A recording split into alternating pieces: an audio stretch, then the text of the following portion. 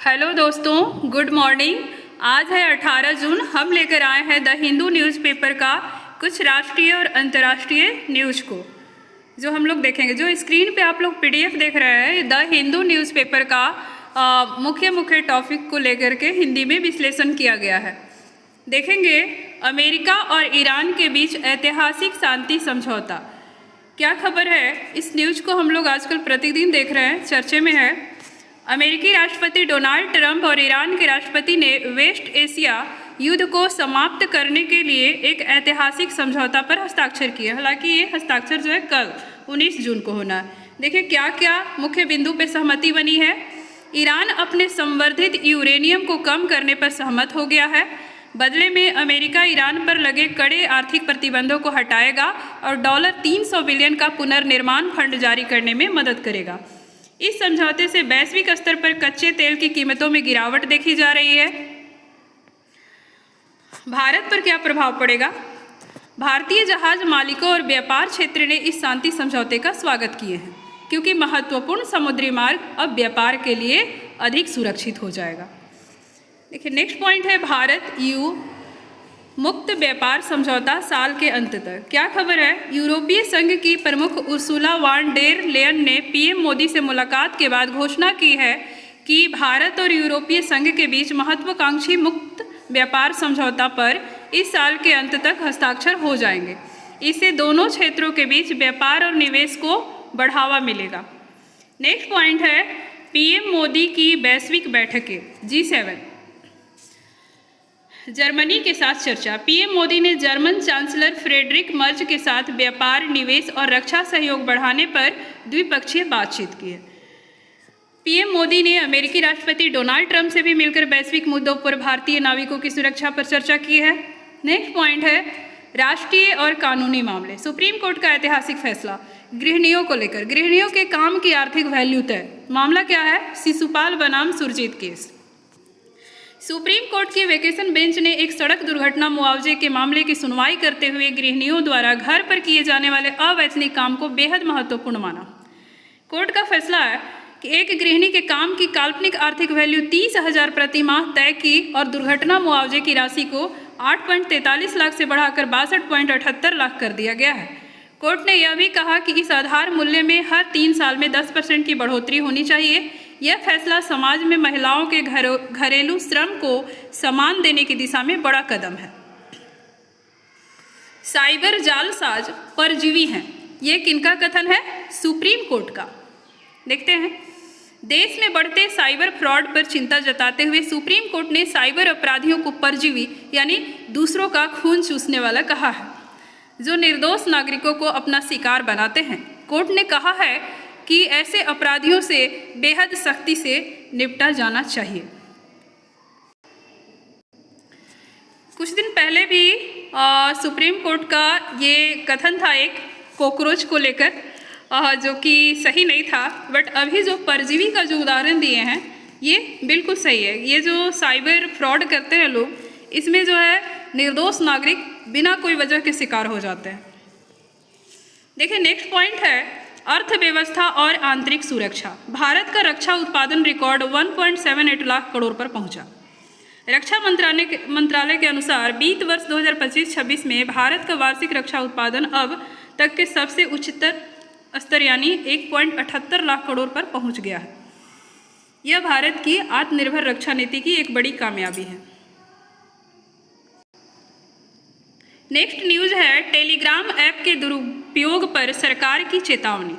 National testing agency के महानिदेशक अभिषेक सिंह ने बताया कि देश में पेपर लीक और धोखाधड़ी के लिए टेलीग्राम ऐप के फीचर्स के गलत इस्तेमाल को लेकर कंपनी के शीर्ष अधिकारियों को कड़ी चेतावनी दी गई थी। सरकार इस तरह के प्लेटफॉर्म्स के दुरुपयोग को लेकर बेहद सख्त रुख अपना रही है।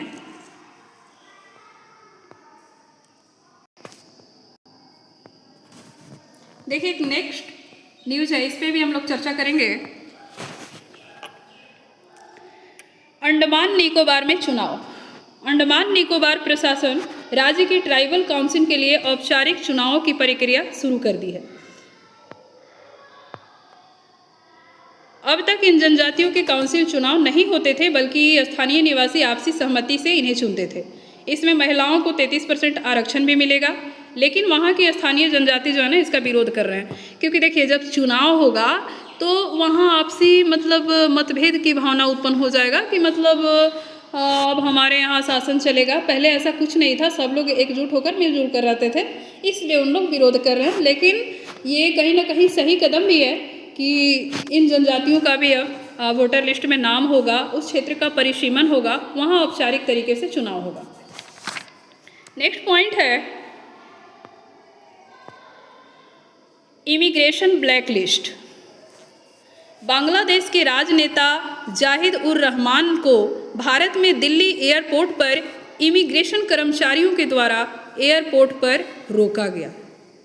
हम लोग जानेंगे कि ये इमिग्रेशन ब्लैक लिस्ट होता क्या है। तो इमिग्रेशन ब्लैक लिस्ट वैसे लोगों को किया जाता है जो या तो वीज़ा में फ्रॉड किए होते हैं, या राष्ट्र विरोधी कोई गतिविधि करते हैं, या जिन पर कोई गंभीर अपराध का लगा हुआ है आरोप। तो इस तरह के लोगों को जो है ना इमिग्रेशन ब्लैक लिस्ट कर दिया जाता है। देखिए हम लोग ये न्यूज़ पे चर्चा करेंगे कि बांग्लादेश के राजनेता जाहिद उर रहमान को भारत में दिल्ली एयरपोर्ट पर इमिग्रेशन कर्मचारियों द्वारा एयरपोर्ट पर रोका गया। ये जाहिद उर रहमान जो हैं बांग्लादेश के प्रधानमंत्री के एक खास हैं, जो कि इंडिया में हो रहे इंडियन ओशियन रिम एसोसिएशन के बैठक में भाग लेने के लिए आए हुए थे बांग्लादेश की तरफ से। तो वो जो आए थे वो वीज़ा एक नॉर्मल वीज़ा लेकर के आए थे। अगर वो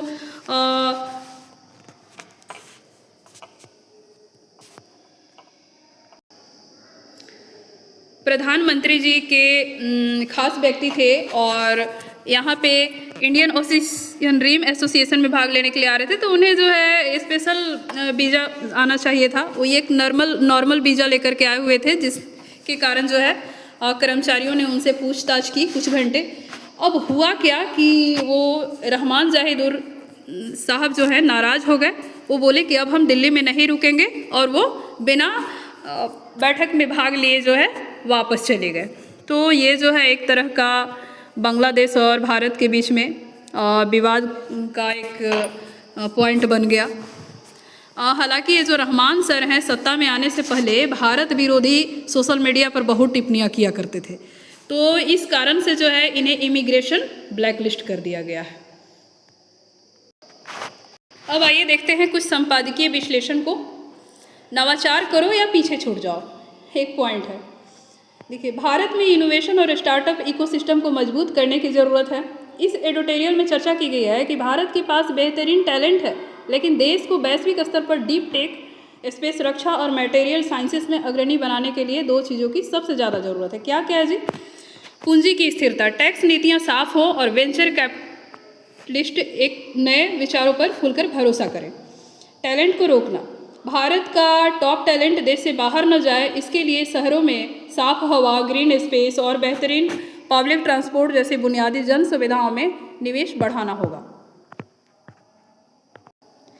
चलिए आज के लिए बस इतना ही। हम लोग मिलते हैं कल के न्यूज़पेपर के साथ।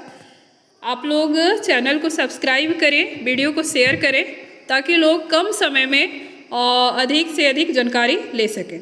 धन्यवाद।